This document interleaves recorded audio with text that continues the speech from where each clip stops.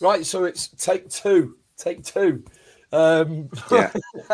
Paul and I just started a chat there, and we never really got past the initial introductions. But everyone, if you're watching, thanks very much for watching. This is Paul Joyce from the Chat Times, and we're very thankful that he's here to have a chat with us.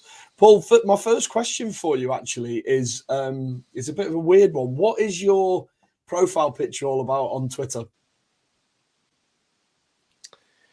Well, it's shorthand for mainly Liverpool and Everton, which is what I do. I mainly cover Liverpool and Everton. So rather than a picture like other of me, nobody wants to see that. So I just took the T line shorthand of mainly Liverpool and Everton. Okay, so that makes sense now. It's something I might update it one day. No, that'll be shock. People won't be able to deal with that. Yeah. Do you know what I mean? Like Twitter will shut down. We'll get to transfers a little bit later, but obviously you follow Everton and Liverpool, obviously part of your job, and England as well. You told me, and obviously with the international break.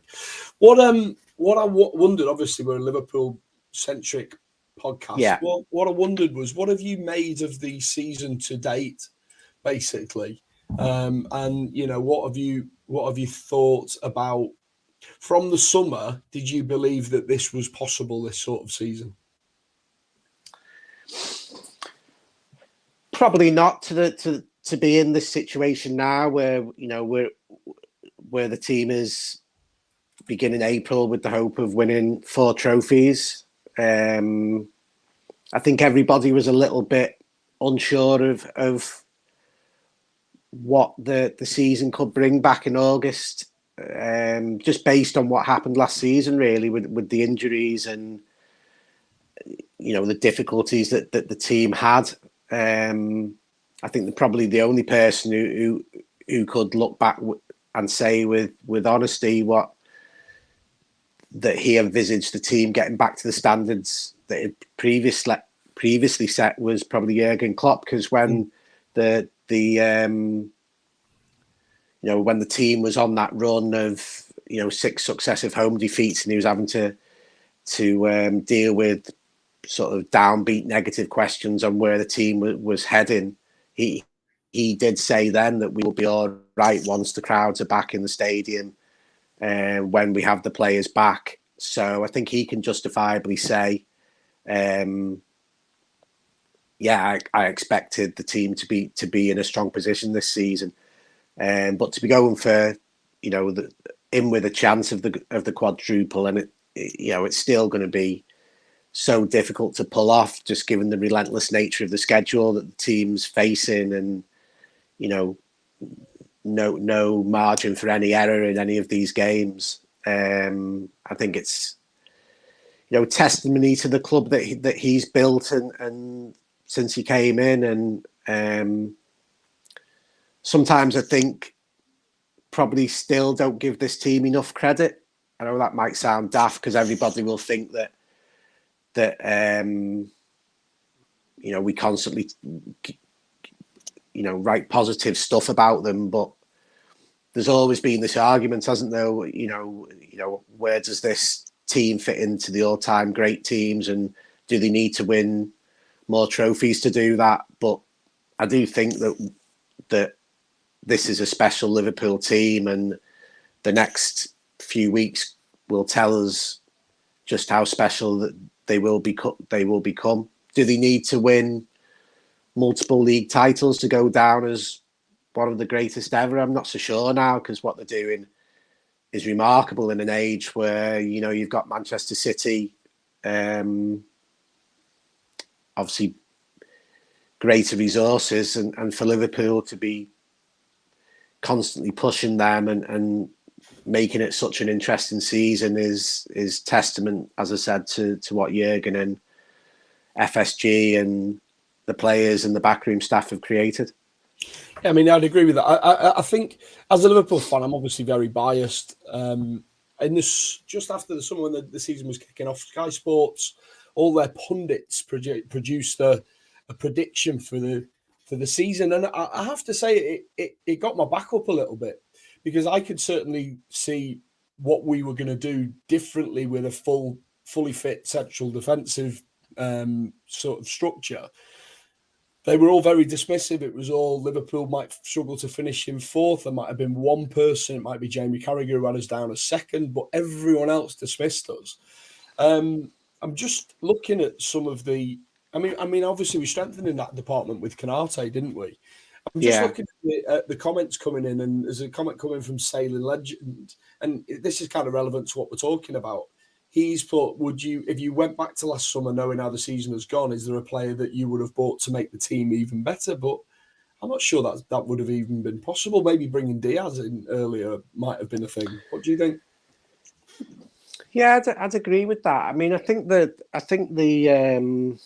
unknown going into the season was how the injured players would react. I mean, for example, who would have, everybody sort of hoped that Virgil van Dijk would come back and play to the standard that he's played at. But there was obviously a little bit of unknown given the nature of the injury. The fact that you had 3 players coming back from long-term injuries in such a key position, given what we saw last time, there was probably a little bit of hesitancy around what Liverpool could achieve. And I think if you go back to sort of the week, is it late October, early November, when you had the Brighton result and West Ham result, when they gave away the 2 goals and then got beat by West Ham 3-2 the following week. I think if you'd asked, if you'd have asked the question then, would Liverpool be in this position now? I think a lot of people would again probably be a bit sceptical. But I think that week was a massive turning point in the season. I think after the West Ham game, there was a bit of sort of introspection on how the season had progressed since then. And if you look at the defensive record since then, which is, as much as we go on about the attacking side of the team, and that is exceptional when you look at the 3 top leading goal scorers in the league. I think with Ronaldo and assists as well, Liverpool top the league for that with Trent, Andrew Robertson and Mo Salah as well. But I think that the forward strides that the defence has made is probably underpinning what the club is looking to achieve now. And I think nobody was really quite sure how that would be back in August, September. Would the players all come back as good as they have done? And Liverpool were quite cute in that early period in terms of maybe rotating players a bit more. I think a lot of people have maybe focused on Joel Matip and his ability to carry the ball out of defence. I think the biggest improvement in Joel Matip has been availability. I think he's played more games this season than he did play in the title-winning season and last season. And it was funny, really, because I didn't really, if you look back at the title-winning season, I think Dejan Lovren played more than Joel Matip, certainly in the Premier League in that campaign. So I think there were a number of unknowns that held you back from thinking, that maybe held you back on Liverpool a bit. If they all fell into place, I think then, everybody could see that the team, from what they did in the title-winning season, is an exceptional team. And I think the recruitment since then has been very sort of savvy and targeting specific areas, as Liverpool have done sort of throughout Jurgen's reign. So, and the hit rate of the signings has been exceptional again. Jota, Thiago, the only problem with him would be availability again. Diaz has hit the ground running. Canate looks a really good player for the future at a really exceptional price again. So, I think there's been a lot of steps to get to this point, and they've all fallen into place through through whether it's hard work, the medical side of things, dovetailing with the manager, or clever recruitment once again. I mean, just to pick you up on what you've said there, I think Liverpool felt that nervousness at the beginning of the season anyway, and that's actually proved by the fact that they kept Nat Phillips around.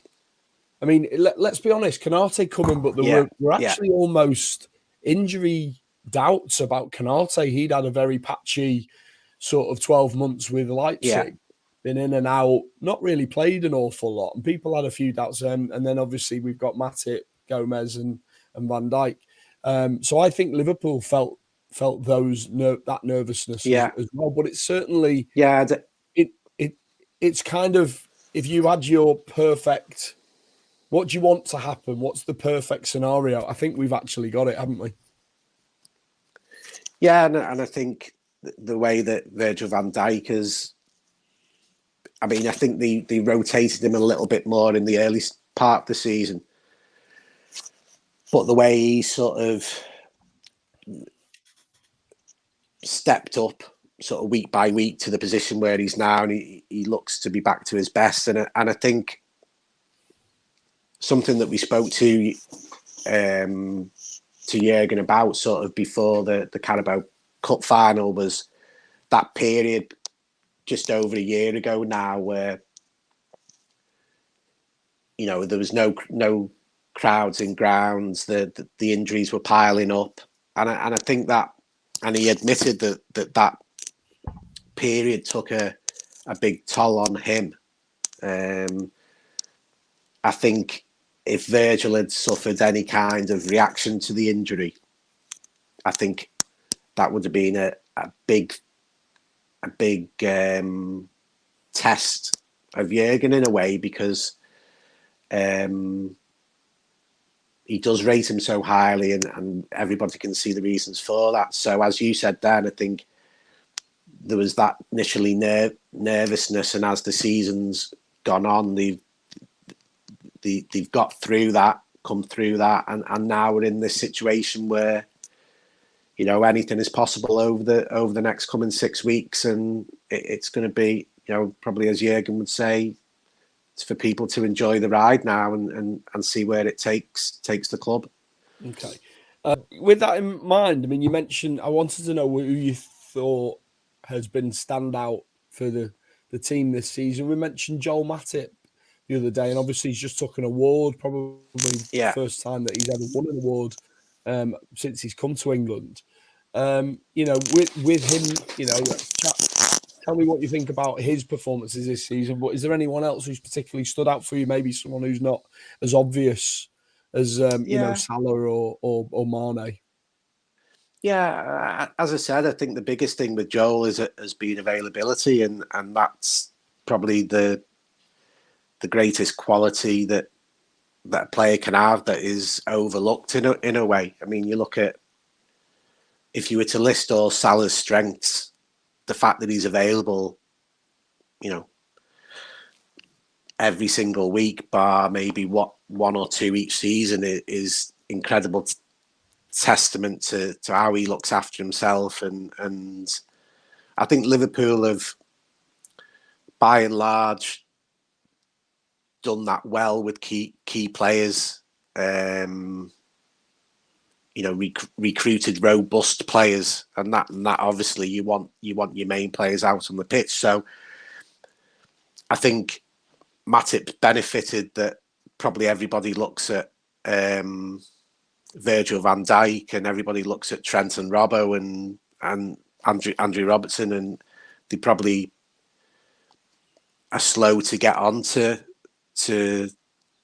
you know, Joel Matip's attributes. But I remember the game at Leeds earlier on in the season when Liverpool won 3-0 at Elland Road. I think he was very influential then, and you saw that's another sort of part of Liverpool's evolution as an attacking force. Yep. They want, you know, Pep Lijnders talks about everybody on the pitch being able to play the final pass, and we saw that in the Brighton game where Matip puts the ball through for Diaz's goal, and then, you know, he the other game where he scored a goal. So I think, yeah, he's probably getting some overdue credit.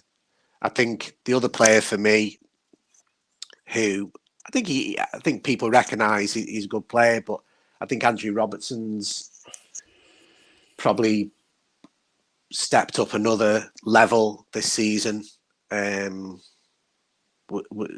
the sort of captains group, the leadership group in the summer when Wijnaldum left, and I just think he so often sort of sets the tone for Liverpool in matches. I think I remember the first Champions League game of the season against AC Milan at home, and he was just sort of a blur on the left side, closing players down, and I think that so often Liverpool sort of the tempo is set by Andrew Robertson, and we focus a lot on his assists as well as Trent's assists, but I think both of them have, you shouldn't ignore the defensive prowess as well, and how important they are to the team from that point of view, not just their attacking output. So I think Andrew Robertson would be one, maybe along with Matip, who I've been impressed with this season. Again, another player who's there week in, week out, probably benefited a little bit more from the willingness to rotate with Costas this season, who's done well and at times. But I think, you've seen Robertson develop into a real leader, and I think he would be one I would pick out as one of the players I've liked watching this season. I think the Joel Matip thing is you only have to look at the way Chelsea played us in the final, and Tuchel definitely gave specific instruction with regards to stopping Matip bringing the ball out. I mean, they closed him down. They tried to stop that source to our front line, because it's obviously something that we see every week and we use it. It's the first time I'd actually seen someone make what I thought was a special provision to stop Joel Matip carrying the ball, because that can hurt us. I think you're right about Robbo. Robbo had that little injury at the beginning of the season, and I think he took a little while to get over that. I was listening to podcasts and people were saying, "Oh, Robbo doesn't look the same," but I think that injury was probably worse than we realised. So, but we're also holding them to a massively high standard as well, aren't we? Yeah. I mean, and that's the sort of beauty of this team now. We to be expecting. We shouldn't really expect Andrew Robertson and Trent Alexander-Arnold to be doing 20 assists each season, because nobody else in the Premier League's really coming close to that, and yet we do, and they are, and that's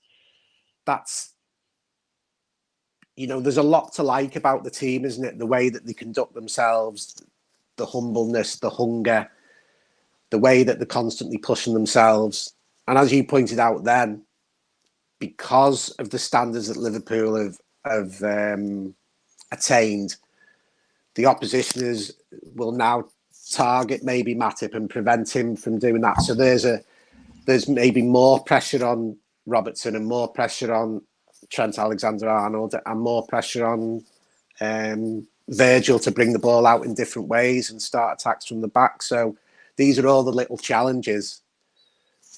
I'm sure opposition teams that Liverpool have got coming up in this final segment of the season will be spending the international break looking at ways to try and stop them, in the same way that Liverpool will be looking to find little chinks in Manchester City's sort of armour for those two games.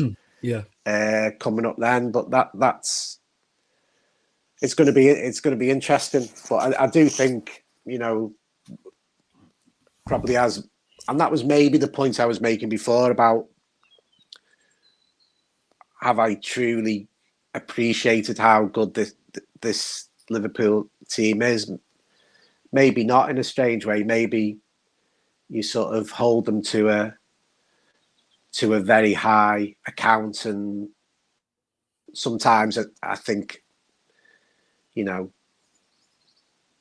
should maybe, you don't have to cut them slack very often, but when they do have it, maybe a dip, maybe against Inter Milan, instead of over analysing that and saying, well, he wasn't good or he was poor tonight, maybe you just move on from that. Yeah, straight away. I think the contrast with Man City causes a problem, because Man City are so good that Liverpool should be the standout team by a mile, but they can't. It can't be because City are that good, and that probably skews our opinion, because we're always chasing. We always feel like, oh, we can't slip up, we can't do this, and what they're actually doing is superhuman almost. And that and imagine if Liverpool weren't doing what they were doing, the league would be over in March every year, wouldn't it? There'd be no sort of intrigue to a lot of this. And excuse me, I think that's a point Jurgen has raised himself, that almost be thankful to what this Liverpool team is doing, because if City weren't around, what would they have won over the past few years? Certainly one more title at least. Yeah. Just before we move on to the summer, I just wanted to get your thoughts on what we've now got ahead of us. If you're a Liverpool fan, I would just urge you to just enjoy this. I know it's tense, and I'm the worst person to watch football because I get really, really upset about everything and I'm just on edge. But you have to try and enjoy it. What do you think is possible? Obviously we're in the 3 competitions. I can't imagine that we will win all 3. We could ostensibly not win any. But what do you think, from your experience and the way you're seeing it from your point of view, what do you think's possible? It's so difficult to judge, isn't it? Because, as you rightly said, then there is no margin for error now. You can go from being in with a chance of another 3 trophies to a week later being out of the chance of winning anything. So it's very difficult to judge. Obviously, the league game at Manchester City is going to have a huge bearing. I think the draw for the Champions League, to be on that side of the draw without disrespecting any of the Benfica or maybe Bayern Munich, I think Liverpool should be confident of that route. The Anfield factor and 2 legs is obviously massive. So it's very difficult to. I am going to probably sit on the fence, because I don't want to say. I don't want to say. I don't want to say. They can go and win all 3 because to add to the Carabao Cup, because you look at the schedule and there's so many relentless factors that are going to come into that. If we go back to talking about what we spoke about earlier about what this season would hold, we're in a period now where if somebody picks up an injury, they could miss 3 massively important games. So it's need a bit of luck. It's very, you do. You need a little bit of luck. But having said that, I think I go back to something that James Milner said in the Liverpool programme recently, and it was really sort of an illuminating comment from him. And he said that he felt that maybe Jurgen Klopp had been ground down by the events that we spoke about earlier last season. But now there's a sort of a freshness to him, an excitement to him, and that he wouldn't want anybody else driving the club forward. And I think, a revitalised Jurgen Klopp is a massive weapon for Liverpool over these coming weeks, because he does, everything does start from him. He drives everything, and I think he will privately think they've got a good chance of going far in everything that they can do. I don't think he will fear any of the teams that Liverpool have got to play. Put it that way. So it's maybe ask me in another month. We'll come back in a month and we can have a better idea of where we are then. I'm going to play devil's advocate. Because it is going to change that quickly, isn't it? Yeah. I mean, you know,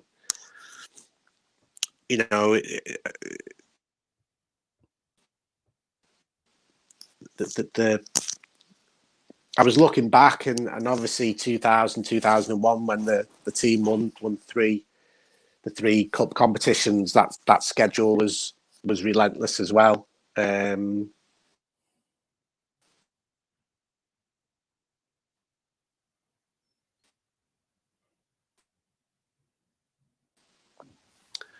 The best players,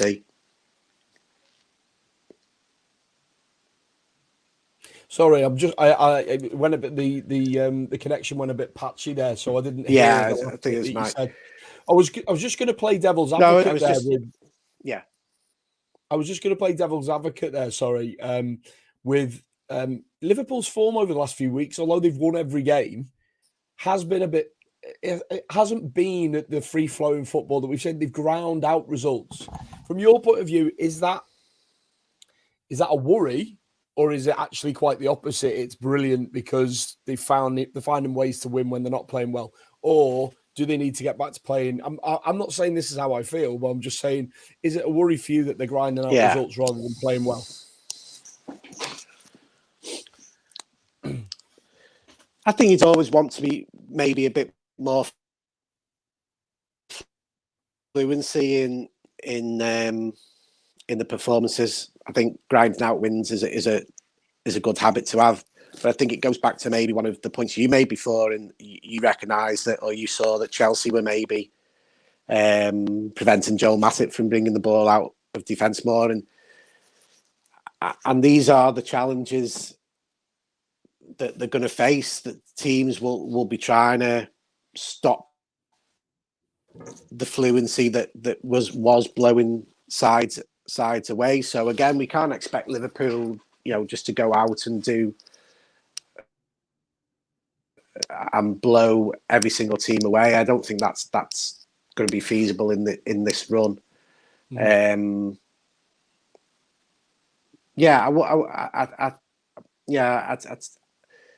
take your point on the sort of maybe the goals return hasn't been as eye-catching of late. But I think that's where the defence has come into its own as well. I think is it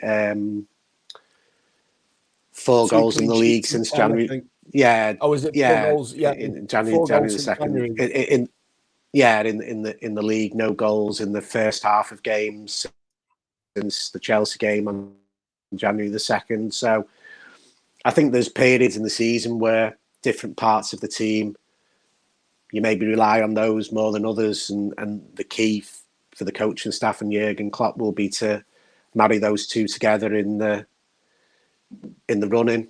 I think it helps that the teams that they're playing, there's a lot of stake for the other teams as well. So that might make for, in some cases, open games, which could help Liverpool.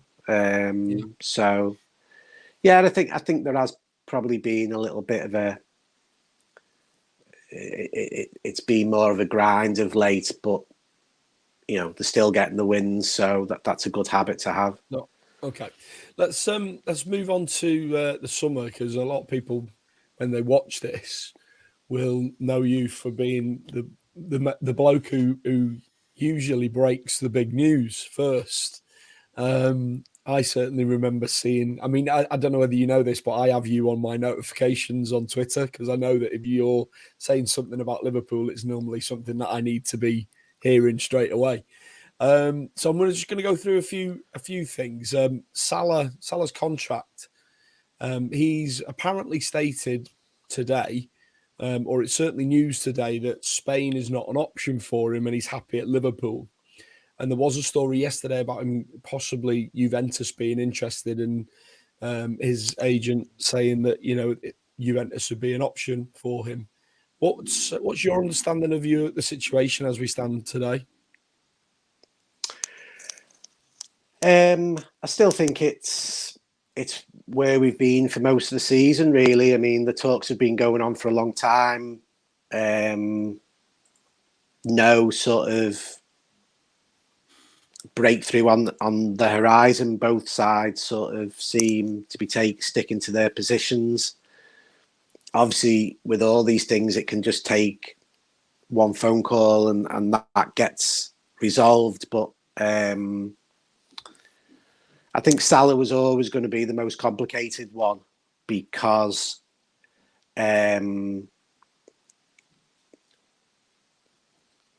how good a player he has now become in terms of one of the best in the Premier League. So obviously his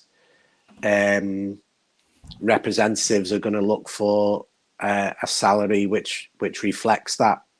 We all know that Liverpool's sort of policy on wages is not like every other team. So I think that's going to be... Though, we've got the second highest wage bill in the league, though. Yeah, but I think if you look at the wage bill this year compared to the title winning season, I think it's come down quite a lot. And that's because a lot of the deals are incentivized, which is how they should be, to be honest. I think it's almost performance related pay, whereby if you're winning trophies, the club will happily, you know, pay the bonuses that go along with those. I think the difficulty... Your basic stays around about let's say for the top players, your basic stays between like 230 and 250 a week, but you can earn up to 350, 400 a week if you achieve stuff. Is that what you're saying? Yeah, I'm not sure if they're on those figures, but all the deals at Liverpool are heavily incentivized. So I've not got it with me at the moment, but if you look at the wage bill on the accounts for the last financial year, wages have decreased quite significantly. I mean, I wouldn't like to say the figure off the top of my head, but it is quite a significant reduction in a period where there was a lot of contract extensions. Yeah. And that shows you the level of incentives and bonuses that Liverpool pay when the team is successful. So the basic salaries may be lower than other teams. And I think that, you know, it's obviously a money issue because Salah has repeatedly said all season he's happy at Liverpool. Liverpool want him to stay. But as yet, the two sides are apart on that valuation. We saw the comments from his or the perceived emojis, that were perceived to be in relation to Jurgen's comments lately. There doesn't seem to be a resolution imminent, but like all these things, it can change with a phone call. You've also got on top of his Firmino, Mane, Keita, Oxlade-Chamberlain, all around the same, what is it now, 14, 15 months left. James Milner, end of the season. Origi, seems like AC Milan are keen to sign him on a free transfer at the end of this season because his deal was linked to he has an option that's linked to appearances this season, so it doesn't look like that's going to get triggered. So there is a little bit of uncertainty, but I think we're already, and we have seen Liverpool sort of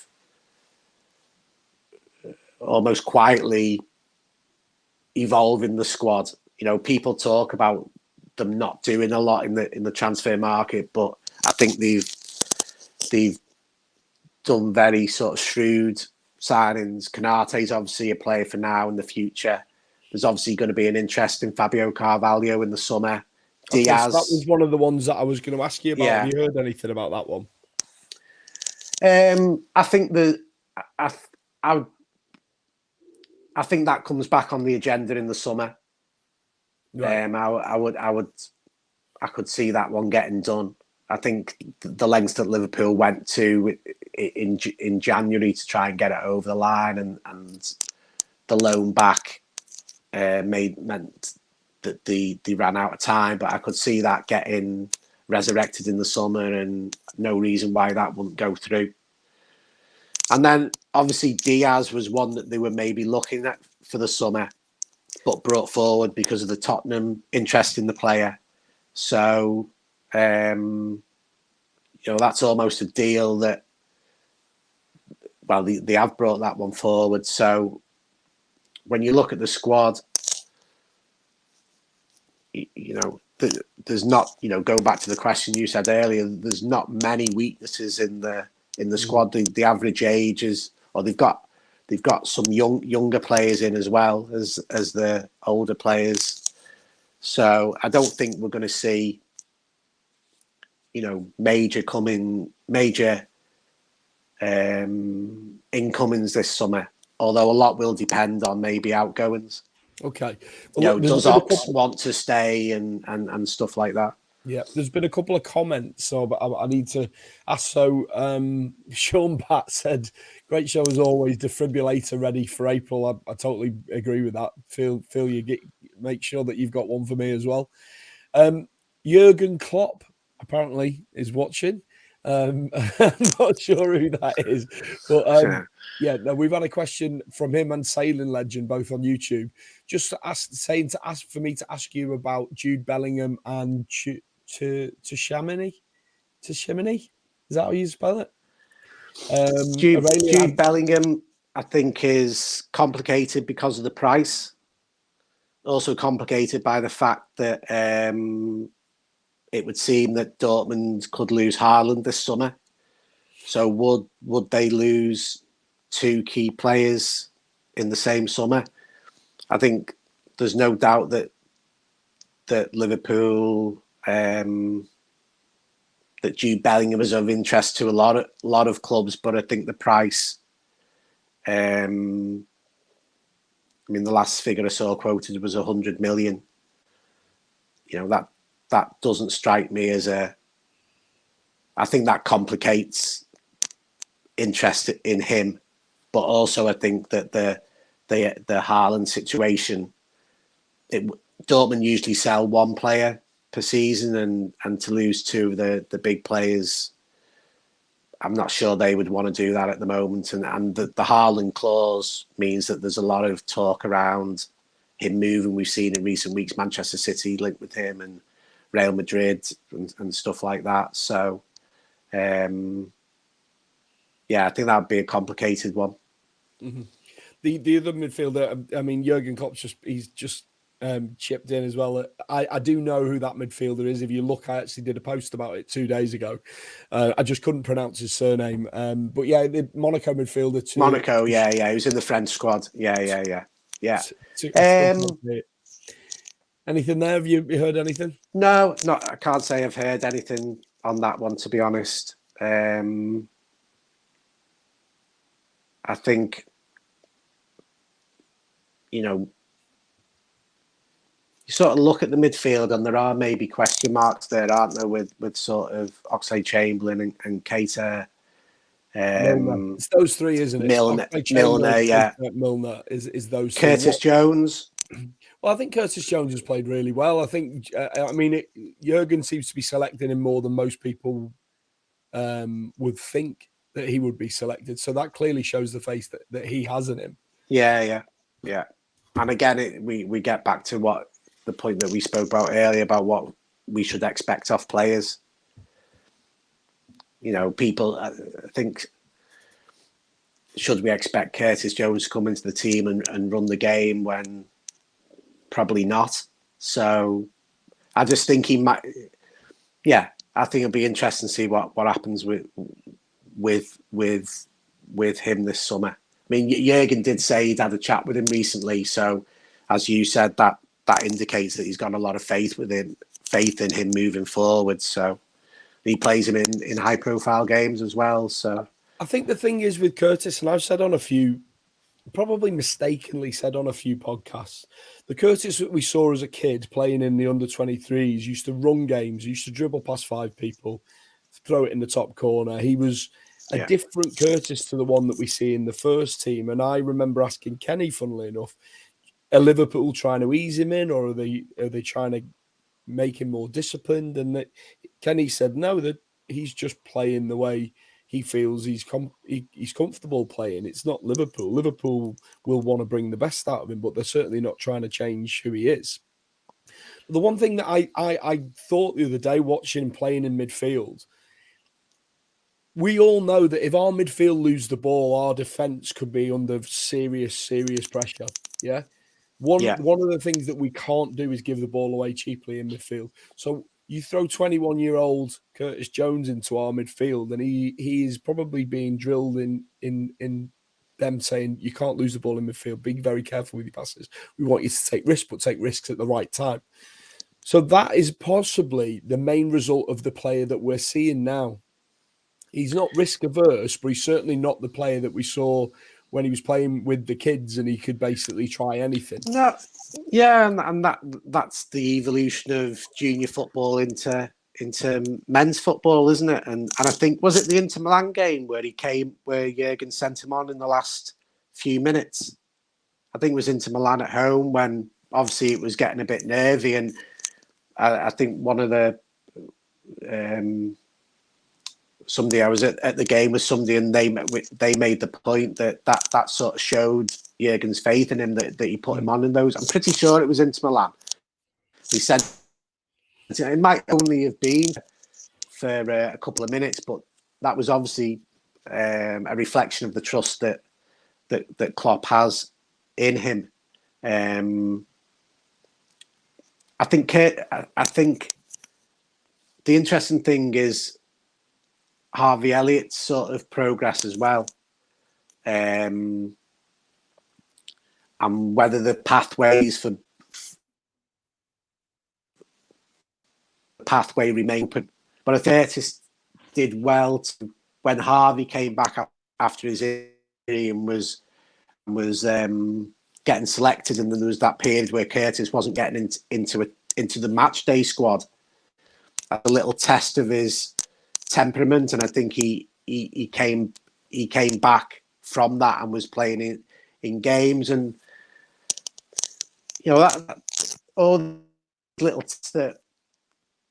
that maybe are sort of headline things, but these are the things that the players go through on a weekly basis. You know, being left out of squads and then coming in and having to contribute to all these.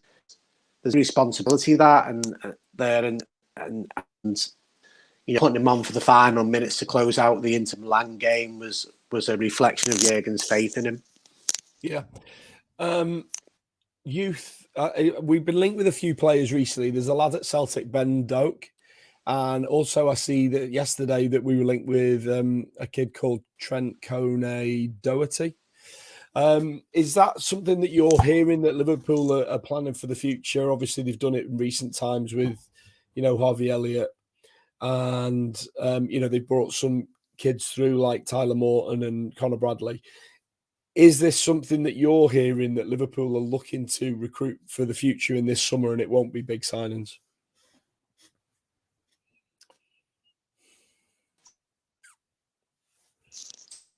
Hello, Paul. Yeah. Sorry, mate. I just lost you there for a minute. It froze. Yeah. Did you hear my question?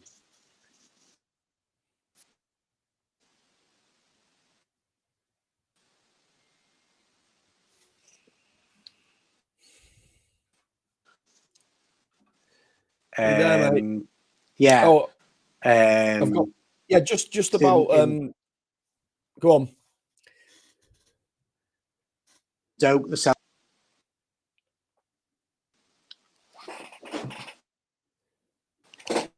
Yeah, I think I've got you back now.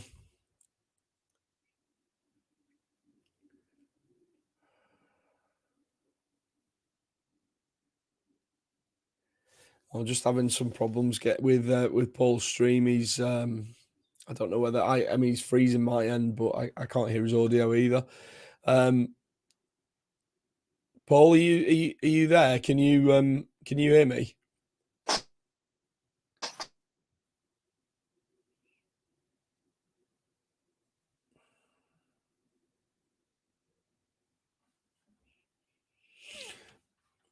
Paul, do you want to go out the stream and come back in again?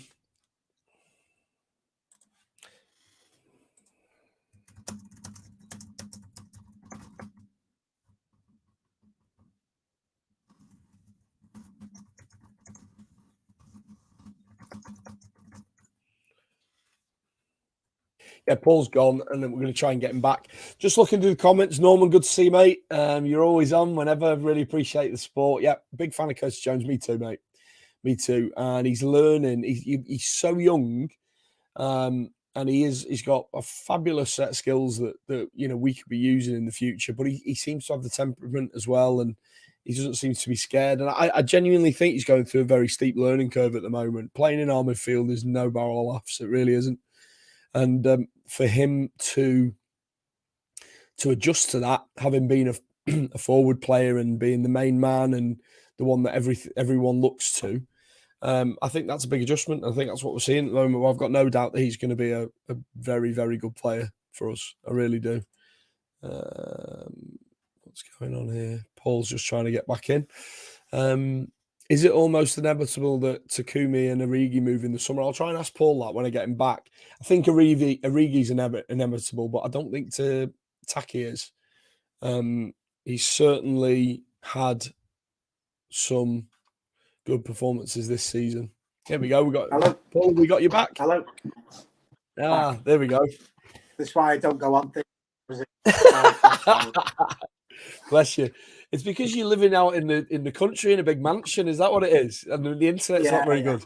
Yeah. I was just going through some of the comments, Paul, and someone has messaged, is it inevitable that Minamino and Origi will move in the summer? That's Jurgen Klopp who's messaged us on that as well. Is it from your understanding, are they both going or just Origi?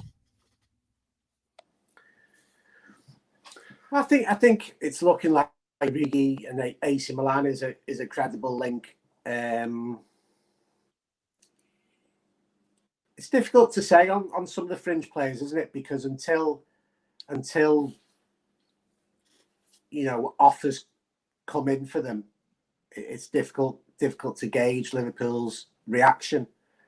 I think it's interesting that Leeds were linked with Minamino in January, right? And Jesse Marsh is now there, who obviously had him at Salzburg, right? Where was his manager. I think that's an interesting link.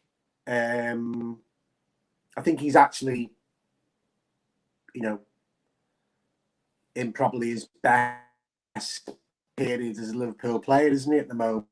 Yeah. In terms of very difficult circumstances in which he came in. Obviously had the period on loan at Southampton as well. So yeah, I think it's difficult to say with any degree of certainty, which players are going to leave, because it will depend a lot on the offers Liverpool receive. And as we know, Liverpool sell high. Yeah, they've been one of the sort of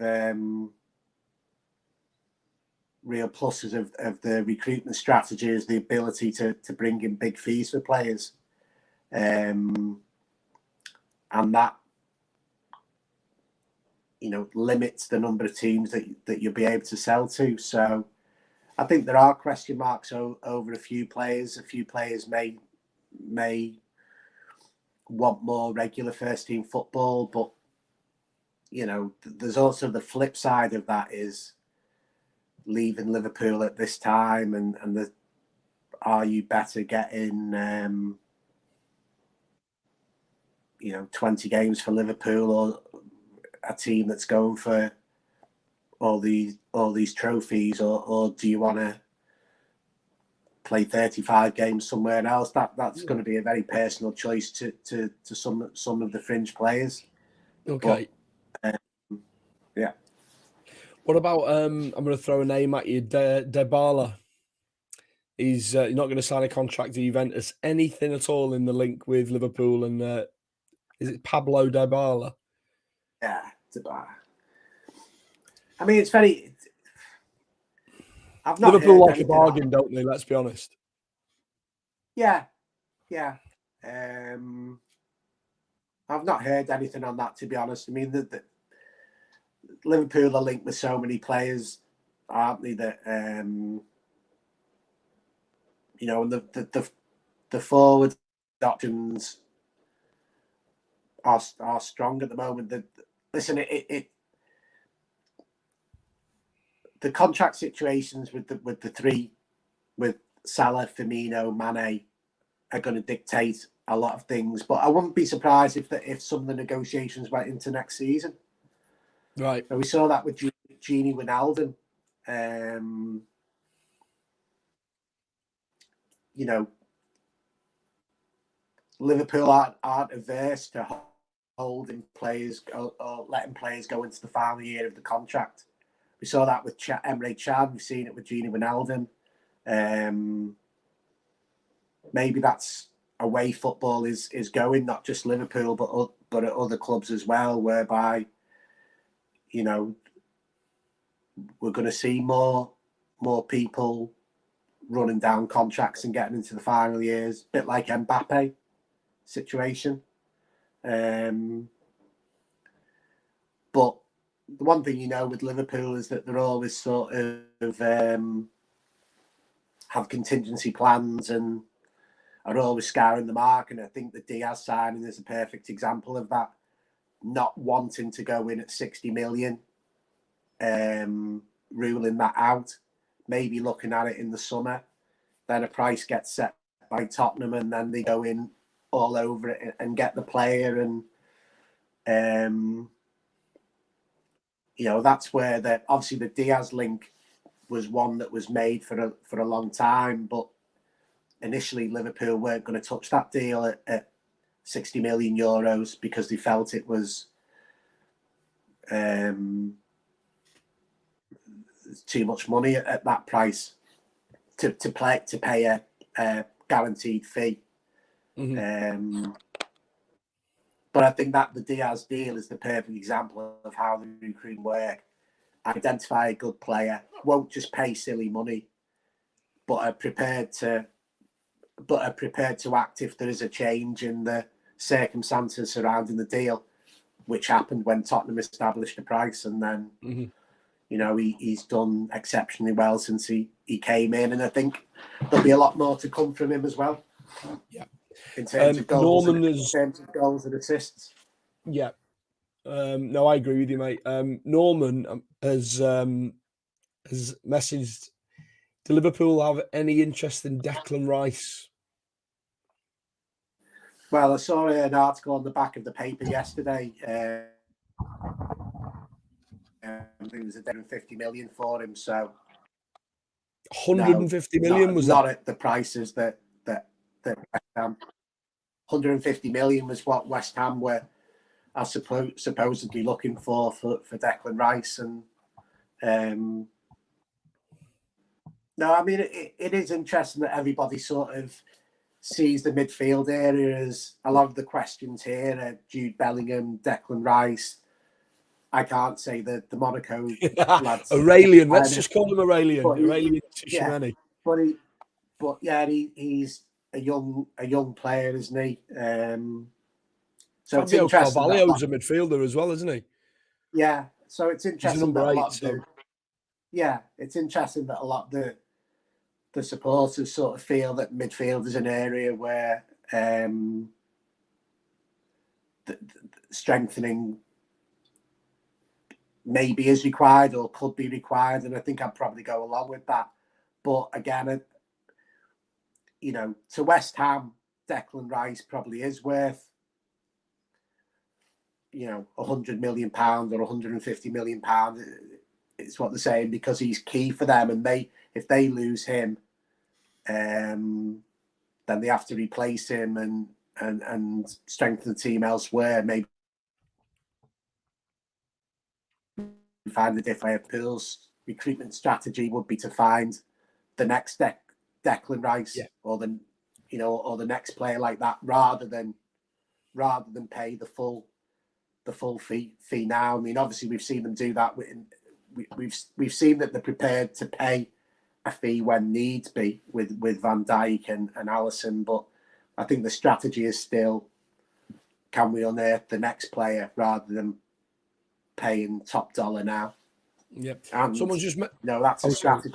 That's a strategy that's served them very well. Yeah. Just finally, is there any updates on Navigators and Trent's injuries?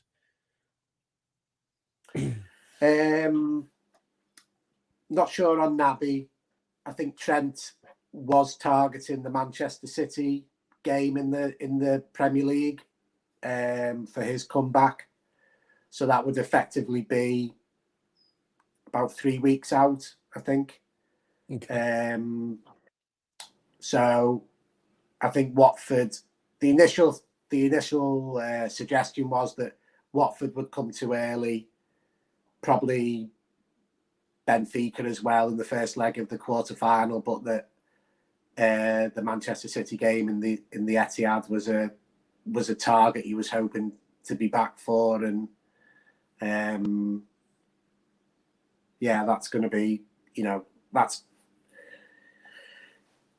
We spoke earlier about the sort of what can Liverpool achieve, and as you said, you need a little bit of luck, and there's all these factors like injuries that are going to come into this run now, and obviously having Trent available for that game would be a massive boost. Mm-hmm. Well, lovely stuff, Paul. I really. But as we said as well, I don't think Liverpool will take risks with his fitness, because if you do have a little setback, then you're then missing 4 or 5 games, aren't you? They won't risk 4 or 5 games just to be in one, just to make sure he's available for one. Yeah. So, so Paul, thank you very much. It's been a bit glitchy, hasn't it? Backwards and forwards. I'm really sorry about that. But I really do appreciate your time. And it's been absolutely fascinating talking to you. And, I hope to speak to you again. And hopefully the stream will be slightly better the second time. Yeah, let's speak soon. Yeah, okay, mate. If you're watching this on Twitter, don't forget to follow the page. If you're watching it on YouTube, don't forget to hit the subscribe button, hit the bell for notifications, and hit the like button of this video. Paul, thank you very much, mate. Appreciate your time. Cheers.